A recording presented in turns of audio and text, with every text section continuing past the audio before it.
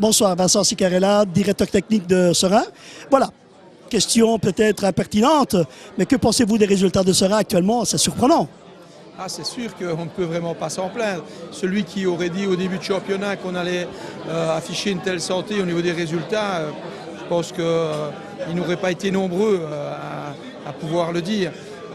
C'est clair que toute la direction, et on aimerait que ces résultats en fait puissent à un moment donné décider un petit peu les quelques personnes qui étaient encore à venir ici au stade, parce que réellement en dehors des résultats, je trouve qu'on amène un spectacle à chaque match ici. On a eu quand même des buts réellement, je dirais, assez exceptionnels, qu'on ne voit même pas en division 1 nationale. Donc c'est vrai que ce qu'on aimerait, c'est à travers ces résultats, mais surtout à travers le contenu des matchs, c'est quand même encore amener un petit peu plus de monde ici au stade.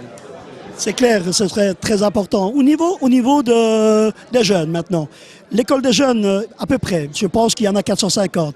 Quel est l'objectif vraiment de Seraing pour l'école des jeunes? Mais en fait, l'objectif, il est un peu double. C'est qu'on a envie de continuer à jouer notre rôle social, mais il est clair que maintenant, en étant en D2 national, il faut aussi qu'on puisse à un moment donné avoir ce qu'on appelle une évolution vers l'élite. Donc on va essayer de combiner ces deux objectifs au mieux. Ça peut cohabiter. Moi, j'ai eu l'occasion notamment de l'expérimenter à Liège il y a très longtemps. Et je peux vous dire que parfois on a des très belles surprises. Ceux qui débutent et qui jouent en championnat provincial peuvent aller en national, et de national est une bonne surprise pour après. Donc il faut rester vraiment très prudent par rapport à ça. Et la collaboration avec Metz?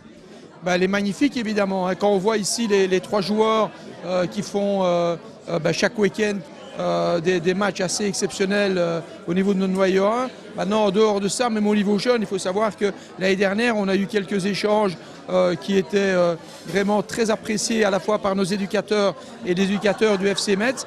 On peut dire réellement que ce n'est pas que des mots, mais que derrière ça, il y a un vrai projet et ça se concrétise à travers un partenariat et à travers des réunions régulières.